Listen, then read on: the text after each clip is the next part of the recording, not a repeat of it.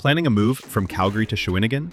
This is a major cross-country relocation, so choosing experienced long-distance movers and building a realistic timeline should come first. A Calgary to Shawinigan move may cost around $3,000 to $5,000.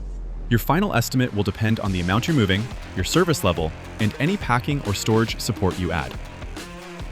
You're moving from Alberta into Quebec, so transportation is a major part of the cost. Shipment weight, truck space, fuel, labor, and your exact pickup and delivery locations all matter. This isn't an overnight relocation.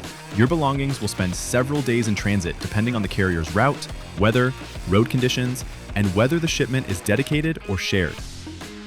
Basic service usually covers loading, transportation, and unloading. Full-service movers can also handle packing, furniture disassembly, unpacking, and storage when your dates don't line up perfectly.